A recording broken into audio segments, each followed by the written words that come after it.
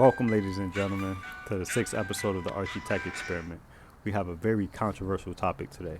I will be talking about racial injustice, racism in the institutions in America, and social injustice in a whole. So, stick with me. This could take a bit. So, my personal opinion is that racial equality exists, and I think that is very obvious, and anyone that denies it is just gaslighting, or playing the fool.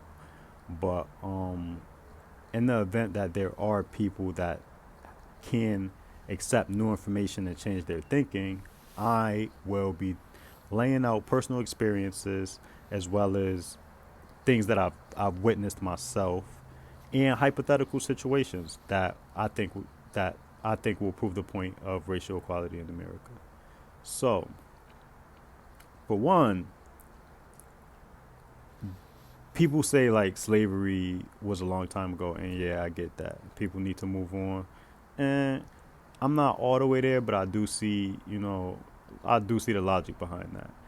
I think that the thinking behind that is that if we forget about history, we could just move on and everyone will just get along, which I don't think is the case, you know. But I do see the argument behind that. But the reason that I think that it really doesn't matter is because we have to start changing things here and now. There are things that are happening right now. Forget about, the 1800s and the early 1900s and even the 60s. You know what I mean? Things are happening right now that put people of color at a major disadvantage in America. You know what I mean? And it's a lot of things like banks. You know what I mean? They will much rather give a white person a loan than a black person a loan. That's a fact. And it's not just, if it was just my personal thinking, then I would say, you know, maybe it's just me. But I'm basing that off statistics.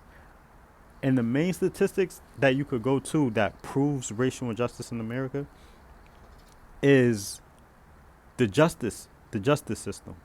So we have, and this is facts, and I know some people say, "Oh, Big Brother tweaks the numbers and the percentages," and I mean, like, all right. So let's just, for the sake of argument, say that these statistics are true, right? Which you know what I mean. In my personal experiences, they have proven to be true. African Americans make up about 13% of the American population, right? But about 30 to 40% of the prison population in each state. Why is that? Even states where African Americans make up less than 13%, they still make up a good majority of the prison system. That is an extraordinary margin. You know what I'm saying? Like, there is something there. That alone, I think, screams racial injustice. Just that alone. Black people are targeted by police, treated unfairly by police. Now, you take that fact, and then you add to the fact that crimes that white people commit, like white collar crimes, pedophilia, and aggravated assault, majority white people commit those crimes, right? Maybe not aggravated assault, but definitely pedophilia and obviously white collar crimes, right? But they are sentenced less than crimes that African Americans commit more of. And why is that? Not to mention that an absolute there's way more white people than black people, so obviously they commit more crimes, but they get sentenced less. And pedophilia, now I've seen this. I've been to prison. I spent 11 and a half years in prison, and I've seen with my own eyes people in jail for molesting kids get treated better than people in jail for murder. And in what world, right? You don't think it's true? It is very true, and I'm telling you that in Connecticut, there's a prison that they send pedophiles to keep them separate from general population. They say it's keeping them safe, but this prison is the best prison in the state. They get pizza, ice cream. It's not just my opinion. This is absolutely the best prison in the state. They get coddled. Pedophiles get coddled in Connecticut. Now, I'm not sure about any other state. I'm going off what I've seen with my own eyes in the prison system. And why is that? Well, pedophiles make up the majority, like mostly white people get arrested for that. That's just a fact. So that should change. Everyone hates pedophiles. Why do they get treated better than, you know what I mean, the average person or people that commit crimes in general? It's unheard of. And it should change. That should change. And people act like in order to make these changes, it's like a difficult thing, right? But it's really not. So the process, if you're not familiar with the process on how to get laws changed and, make major changes, is you talk to your, state representative, and then that state representative talks to the senator. The senator brings it to Congress. The Congress makes a law, sends it to the Senate, and then the Senate passes it, and then sends it to the governor, and the governor signs it into law. This is a quarterly thing. This does not take years. You know what I'm saying? Like this happens like every 3 months. So in order to affect major change on a large scale, it could literally happen within 6 months. But they want us to think like it's so complicated, and a lot of people don't even understand how the system works. I'm kind of like making this video to educate people on how the system works. And then, everybody's different. Like some people don't want pedophiles to get treated, better or on the same level as other people. I don't know why that would be, but, some people may not.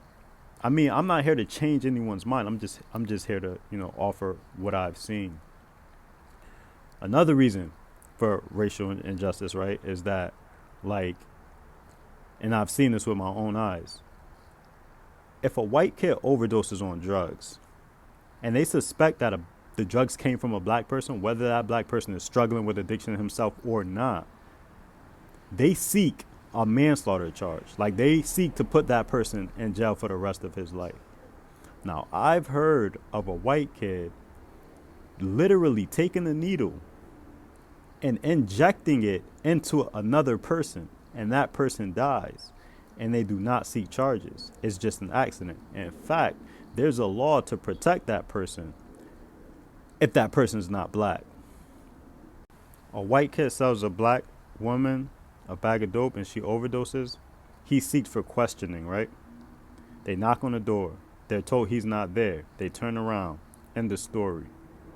A white kid overdoses on drugs, and they suspect that a black person just has something to do with it. May not have even been in the room when the kid dies. DEA starts kicking doors down, right? Looking for this kid and telling him that he's going to be charged with manslaughter. And that's my point. You know what I mean? So it's like being black in America is a big deal, and it is hard. And the system is designed to destroy the black body, believe it or not. And so I see all these things like, oh, just because you're black, it doesn't mean that you have it harder. Some people even say being black in America, they have it easier. The white people think they're losing their country. And this all is like shocking to me. It's like, are we living in the same world? Are we living in the same dimension? Now, me giving people the benefit of the doubt, I'm thinking maybe these people just don't know. So maybe if I make an episode talking about it, people will see it and have an aha moment or a eureka moment and be like, that sounds a little suspect. Maybe we should try to invoke some changes around here because it's not fair. That's my hope. But I give people the benefit of the doubt. I like to see the good in all people, But that may not be the case. So what you should do is like, listen to what I'm saying. Do some research. Look it up. All the statistics that I said are accurate, very accurate. And then ask yourself, is it right? And if it's not right, you should start, paying attention to what's going on. Now, I understand what's happening too. So like, I don't blame poor white people for thinking the way they do. In fact, I read an article about a speech that was given by a man by the name of Willie Lynch. It was headlined "The Willie Lynch Theory," right? In this speech, he was giving slave owners ways to keep people in line, and not only slaves. That's the big misconception about the Willie Lynch theory. He was not only talking about keeping slaves in line.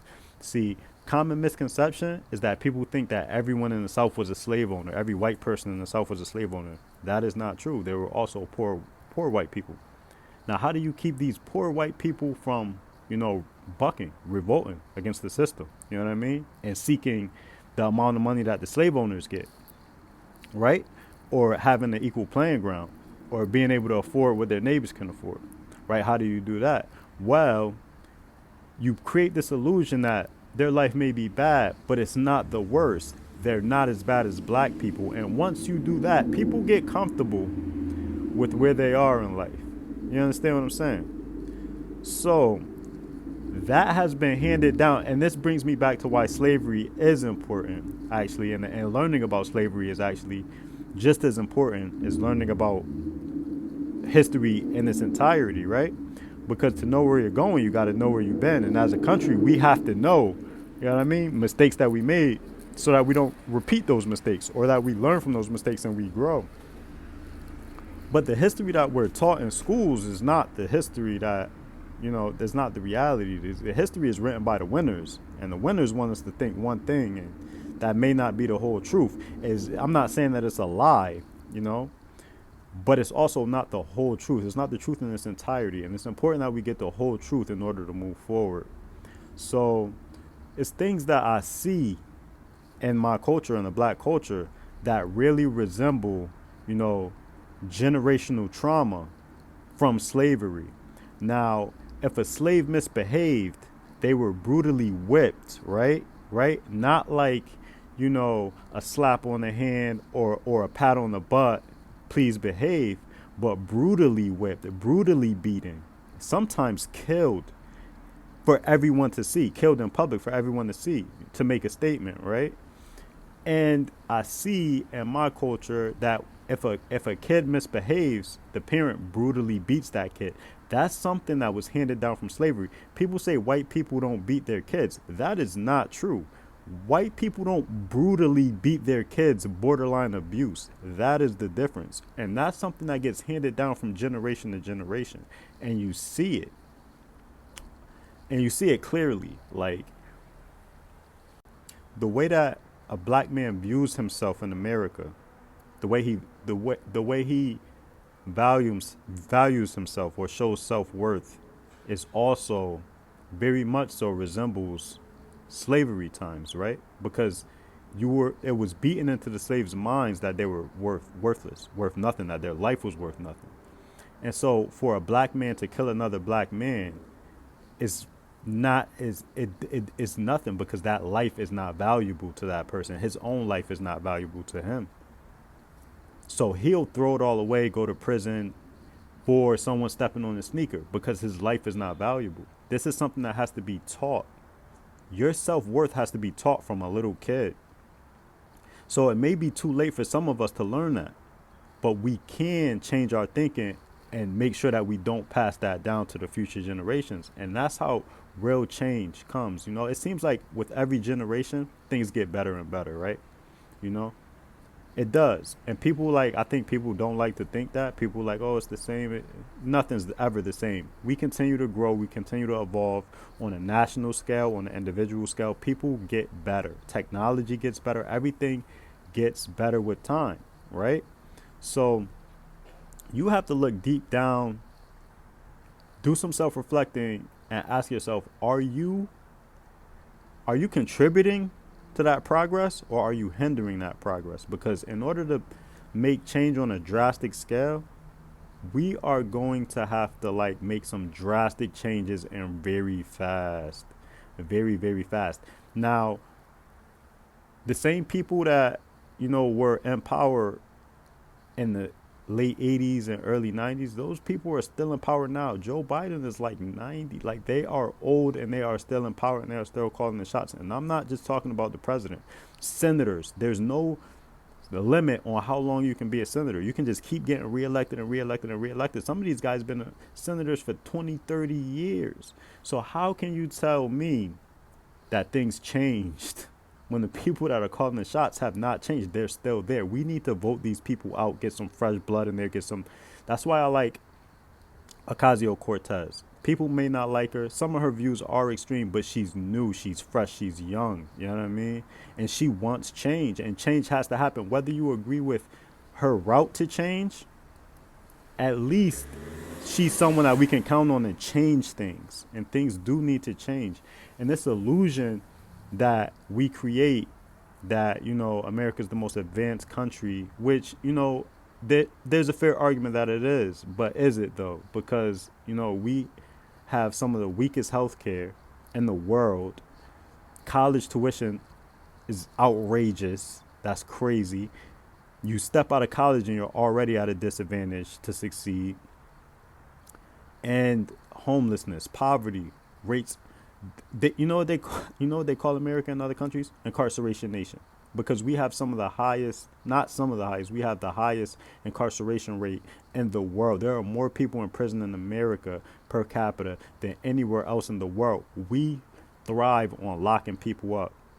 You know what I mean? And what is that? And then don't even get me started on the prison system, because it does not rehabilitate. And if it's not rehabilitating people, then what is the point? You're just locking people up for no reason. That is inhumane. And the punitive segregation is inhumane too. It can make somebody go crazy. Trust me, I know. So if you're one of those people that think everything is all good in America and it should stay the same, you should start doing some serious thinking. Also, if you do want to see changes, if you're not like stuck in that place where you're like everything is all good, and you're like, even if things are good, things can always be better, and you want to see things get better, then start doing some research and seeing how you can affect change, because you can. It starts with you. You know what I mean? At a grassroots level, start talking to some sense. You can go to like town hall meetings and start suggesting things. You know what I mean? And everyone should be a part of that. Your vote does count. Your ideas do count. You just have to put it in action. You know what I mean? Just sitting there thinking about it or watching the news and throwing things and getting upset, that's not going to change anything. You have to get active, and it is very important that we get active. All of us, each one of us, get active and get involved, and start making some serious changes.